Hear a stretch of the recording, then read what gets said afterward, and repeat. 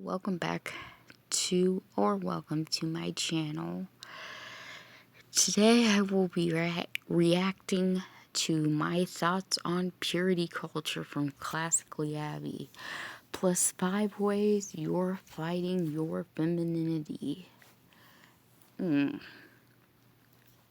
ways you are fighting your femininity. Why the Israelites were traumatized by hearing the 10 Commandments from God Himself.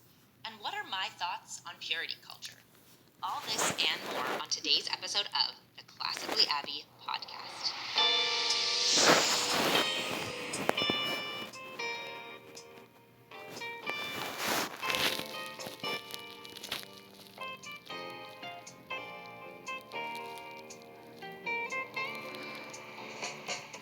Hello, Classic Crew, and welcome to today's episode of the Classically Abby podcast. We have a lot to talk about today, and I'm very excited to get into it. If you are new here, make sure to subscribe to my channel, as well as to the podcast wherever you listen to podcasts. It's available on Apple Podcasts, Spotify, really just about anywhere. So if you are interested in subscribing, make sure to do so. And I would love if you would leave a review on Apple Podcasts. It really helps me out. We are going to be doing a main topic today that's really interesting. We are talking about 5 ways that we are fighting our femininity.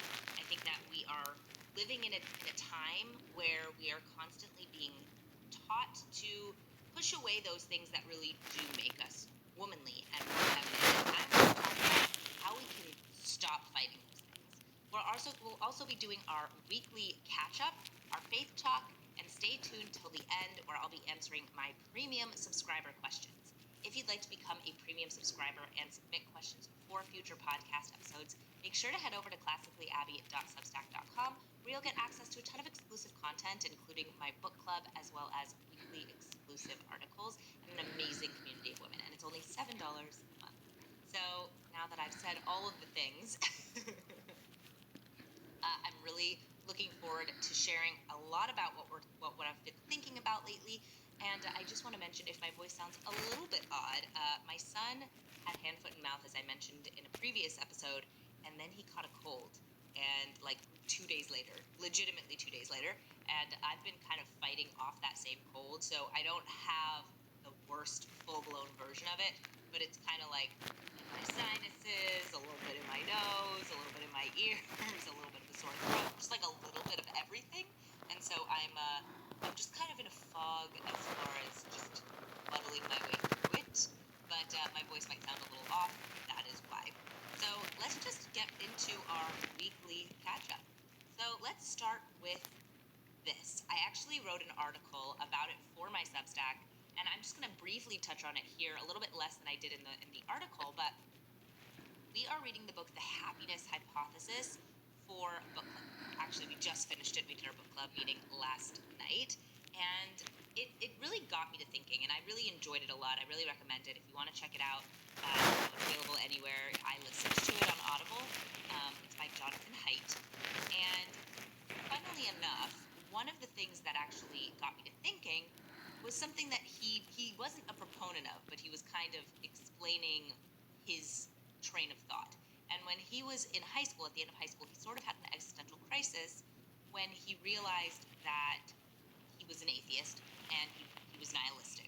And he was kind of like, okay, well, how do I make life meaningful to me? And for him, it was, I have to live life to the fullest because there's nothing after this. Now, Jonathan Haidt is an atheist, but he does kind of shift that perspective in the book, the perspective of, living life to the fullest in a negative way. But it did get me to thinking, my life, in many ways, is more mundane because I am, a stay-at-home mom. I'm a homemaker, and I'm doing a lot of the same things, a lot of the same chores day in and day out. I wash my son's high chair 50 times a day. I am sweeping the floor. I am cooking dinner. I am washing dishes. And I kind of asked myself, okay, well, is this what living life to the fullest looks like? Or is it those women who say, I don't want to have kids, I don't want to have a family, and can just get whatever they want, can have brunch on their own schedule, can kind of... Let me just point out that women that choose not to have kids or have kids yet, that is not always the reason. Economics, not finding the right person to have said kids with, that, those two are a big reason why people are choosing to delay or not have kids altogether. Live life more for themselves, which looks very glamorous. It looks very appealing from the outside. And after sitting with that for a while, I kind of realized something. And I think maybe this is a useful realization on a number of topics that you could kind of use whenever you're starting to question whether you'd be happier doing something else or whether the grass is greener. And that is, my general level of happiness and contentment is very, very high. I have a fundamental happiness built into my day to day because of all of the things that I have. So, because I'm married, because I have a son, because I get to be with him every day and I get to see him grow, my actual, base level of happiness and contentment is up here. And so, I was sort of superimposing my current level of happiness on the activities of the life that these women are living, where they're jet setting and traveling and doing all these fun things. Okay, first of all, not all women are jet setting and living that lifestyle. Some women are working and struggling to make it, and thus are holding off having kids for that reason. And the idea that we're just selfish and just want to jet set and go on these trips, wrong. Some women might be doing that, but there's others like myself who are choosing to go back to school to have kids and support them well. So, you're wrong about that. And you, who get to jet set, go to Disney World during a pandemic, which I have no clue what you were thinking.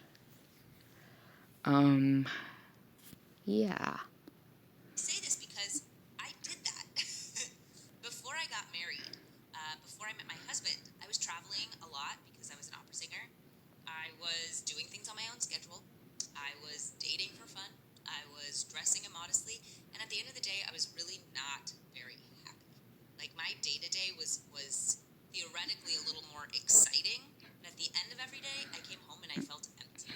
Because I didn't have someone waiting for me at home. I didn't have my little baby to play with and to hug and to hold. And it looks like a very fun thing to see these women doing these crazy things. I mean, on social media, it looks really nice that they're getting to do these amazing trips, and they're always have like a glass of wine in their hand or something like that. But at the same time, when I actually lived that, it wasn't as glamorous as it looks.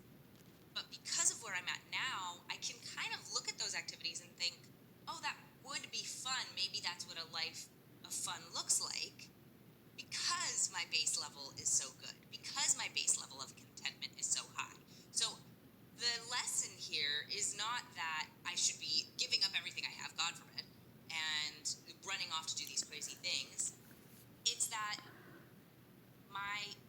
you have to remember where the actual contentment is, and then you can sprinkle in those fun activities instead of making them your whole life. So instead of saying, Yes, but what brings contentment to you is not what will bring contentment to somebody else. remember that. Okay, I need to throw out the life I'm living and go do this living life to the fullest, like, lifestyle. Instead of doing that, you can think, okay, I want to live my mundane life, because that mundane life actually is what brings me contentment, but sometimes it can get a little monotonous. And so I should sprinkle in those fun-filled activities from this picture that I'm seeing. So I can take a vacation once or twice a year. I should do date night once a week. I should go see a movie. I can go do brunch with my friends, and sprinkle in those fun-filled activities while maintaining the joy that your mundane life brings you.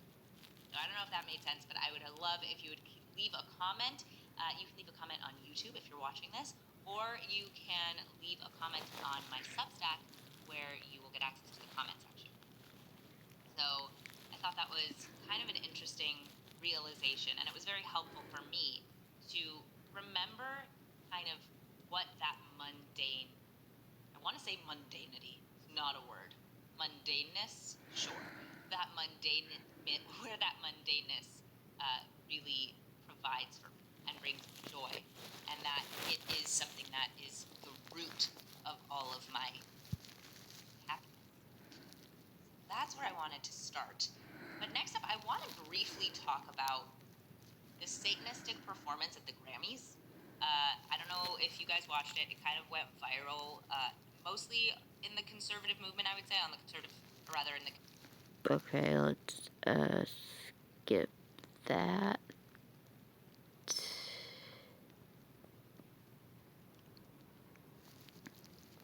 Accepting your changing body. I say this as a postpartum mom.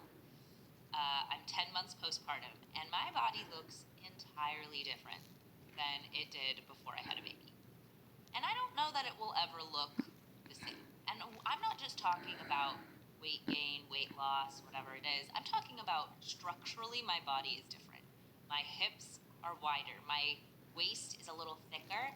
My stomach has stretch marks on it. I have loose skin from carrying a baby. And it's an interesting thing, because we live in a day where we're constantly fighting for what we used to look like, right? We're always like looking back to, okay, I want to look the same as I did when I was 16. I want to look the same as I did before I had a baby. I want to look the same as I did before I had my second baby. And the truth is that women, the feminine figure, was meant to shift and change. Even before, having children. Throughout the month, your body changes. Throughout the month, around your period, your body will change because of hormonal shifts, right? Men's bodies don't change. Men's bodies stick one way their whole lives. If men choose to, not take care of themselves, then, they'll gain weight or whatever else it is. But men's bodies do not react hormonally the same way that women's do. Women's bodies are not supposed to stay the same. We are not supposed to look exactly the way we did before we had children, after we have children. We are going to lose weight. We are going to gain weight. We are going to have looser skin. We're going to have stretch marks. We're going to have, our bodies, our structure, our skeletal structure is going to change after we birth children.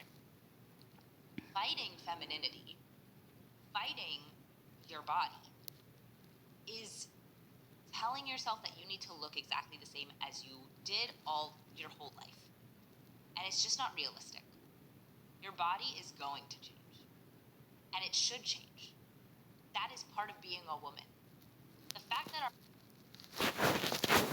Okay, I will give her credit on that point, because at least she's admitting the truth and not demanding that Women's Day model slim their entire lives. Good point.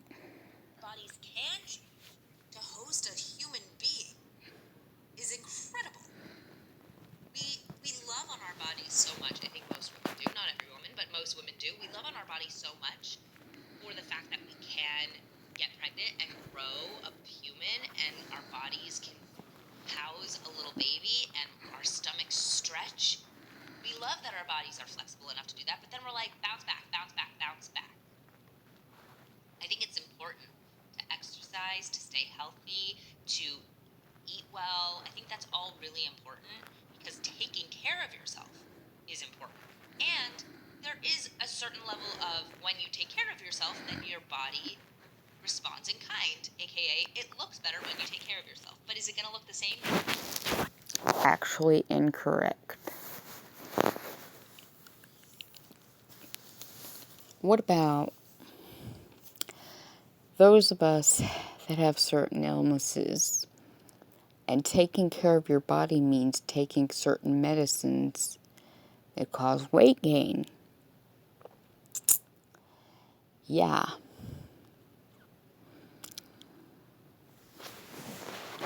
It's not always just about having a baby. But sometimes you have to choose between, do I want to treat this condition, or do I want to suffer and stay skinny? You know? And I think the expectation that our bodies should remain the same throughout our entire lives means you're fighting your femininity. So that's number one. Number two is fighting your nurturing nature. When we are told to have sex with no strings attached, to sleep around and not catch feelings, things like that, and there's other examples I'm going to share here, but things like that are fighting our nurturing nature. One of the most beautiful parts of being feminine is that we are so nurturing, that we want to take care of people, that we want to give them a warm and loving home. And fighting that by trying to say, I'm not going to give of myself to someone else, right? Let's say in a sexual relationship, in a physical relationship, is so wrong. There's a reason that saving sex and Okay. I got something to say about that. What if you are somebody that the only male figure that was supposed to protect you, provide for you, etc., turned out to be somebody that was the opposite of that?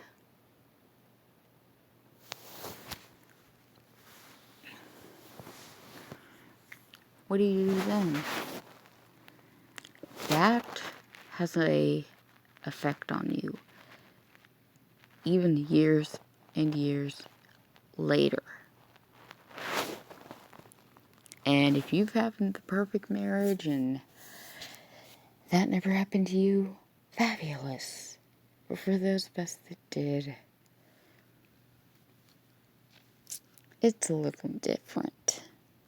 marriage is so beautiful because that nurturing nature where you want to take care of the person that you are sharing that intimacy with is a perfect place to do it. You're supposed No. Marriage doesn't always work out that way. Wrong. to do that. That nurturing nature can come out and should come out. And in kind, your husband wants to take care of you. Not always. It's so important for us to hold that nurturing nature close because otherwise we let it go. And a woman who doesn't nurture starts to lose a little bit of herself. Now, another version of this is when we become harsh disciplinarians or harsh spreader of truths. Now, to be clear, I think that there are times that it is a lot of Harsh spreaders of truth. The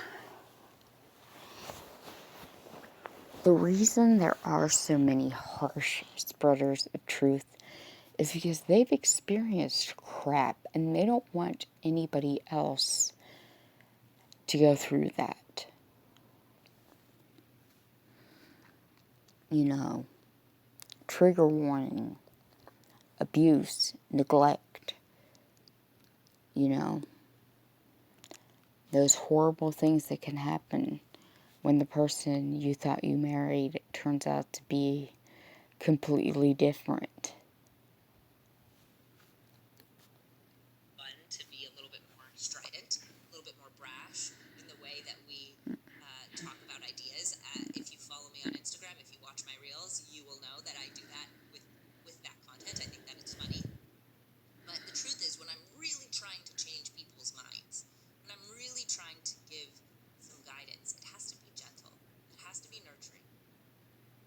It's so easy to kind of want to cross over into that, like, here's what it is, and I'm telling you what to do, and I'm going to be harsh, and I'm going to be a disciplinarian, and I'm going to be bossy, or whatever else it is. But it is much more effective when we lean into that nurturing nature and we use our gentle guidance to help impart wisdom, impart ideas, impart help. I know that even as a mother, it is unnatural for me to really discipline harshly my son. When I come to him in a loving, kind, nurturing way, first of all, he responds better. But second of all, I can feel that I feel pride in my mothering in those moments. So don't fight that nurturing nature. Embrace it, because that is a huge part of your femininity. Number 3 is embracing hustle culture rather than slow living. Guys, I am over hustle culture. I am over it. I don't like it. Maybe because you've never had to participate in it. You're married. You have a husband that provides for you. But not everybody does. And that hustle culture is for survival. Not my thing. I am much more for slow living. Now, I know that slow living can make a lot of people like pause and not really understand and think that you're saying they have to quit their jobs and stay at home all the time and never do anything that's really like stressful. That's not what I mean. I just mean being intentional, enjoying your everyday, taking time in those pockets that you have it to not be stressed and not searching out stress in the moments you don't have to. AKA, I have had many moments where I have a few minutes just to spare, and instead of taking advantage of them in a positive, gentle way and thinking, oh, I have a couple minutes, maybe I'll read or maybe I'll play with my son, I'll be like, what else do I have to do? I need to find something to do. I kind of get really urgent about it. That to me is more of a hustle culture perspective of I need to constantly be busy, I need to constantly be producing, I need to constantly be doing something very hectic. It's much more feminine to embrace slow living.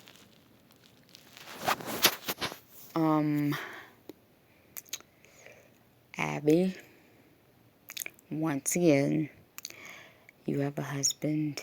You're well off, it appears. Not everybody's that way. And if they didn't hustle, they would be destitute. To cook something, take an extra 20 minutes and cook something tastier rather than faster. To sit with your baby and play for 15 minutes, just directed attention, rather than giving him 2 minutes and then running around to clean your house. It's so important to lean into this life that we have. And rushing, constantly feeling rushed. Life is short, but it's also long. And it's important to us, for us, to take advantage of each and every moment and enjoy it. And when you're rushing to get things done all the time and you like need to be busy, you're also rushing time. Like you will get to the end of the day and feel like that your day was just like hectic running around, as opposed to maybe half of your day is like that. The other half of your day, you get to the end, you're like, wow, that was really a nice, luxurious day. I wish for all of us that our time feels luxurious. And that doesn't mean 100% of the time. Even those small pockets of time that you really allow yourself to just take things easy, or to invest in a project that's fun and immersive. It's so feminine. It's so important. I think start with cooking. That's an easy place to start. Cooking doesn't always have to be 2 steps, one and done. Like, it can be a thing that you follow the recipe and enjoy. Like, choose something that's just a little bit more complicated. A little bit. It doesn't have to be a full day project. Maybe something that you've never done before. The other night, I made a spaghetti squash, and I'd never made spaghetti squash before. And I made a bolognese sauce that from scratch. Like, I didn't just pour marinara sauce from a bottle into the pan. I made one from scratch. Just those two things added maybe 15 minutes to the whole process, but it made it feel so much more luxurious to me. And I really enjoyed the process. So embrace slow living and reject hustle. Number Some of us can't reject hustle culture. Not all of us are privileged. Sometimes you have to hustle. four, the fourth way you are fighting your femininity is wearing only loungewear. I know that sounds funny, but we are in the era of athleisure. That is the fashion of today. Most people wear leggings and a sweatshirt every single day. And wearing pretty clothing that makes you feel good is feminine.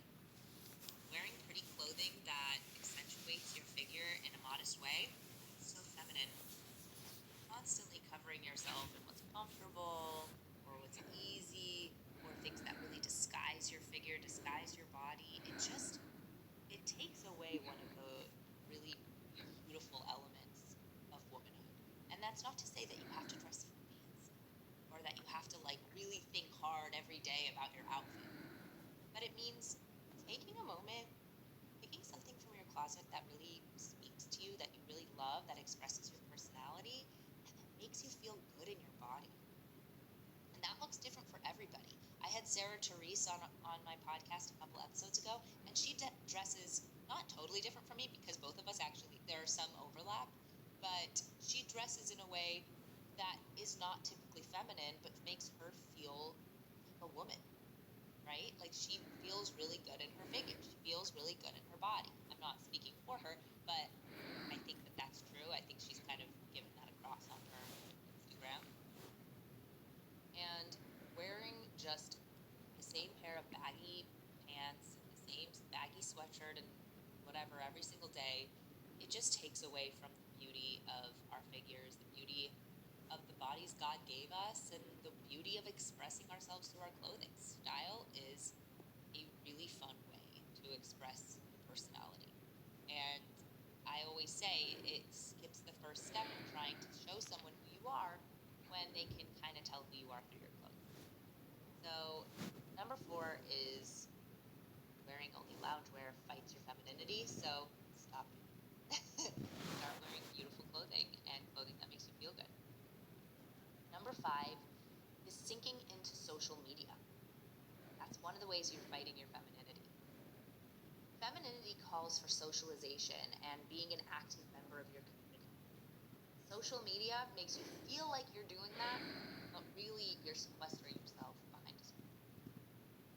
The most dangerous things in life are the things that make you think you're doing something positive, so you invest your time and energy into it, but really are a waste of your time. Another example, often for men, is video games. Now, I'm not like anti all video games. I think there are certain scenarios when you're playing with your friends when it is a social activity that can be fine. But a lot of video gaming is about pursuit of a goal, and so you'll play until you get that goal. So so much better to be part of your PTA or to be somebody who is helping your community grow and be better. With your involvement as a woman, it really makes a difference. I'm going to stop there. Leave a comment below. Let me know what you think. And please subscribe.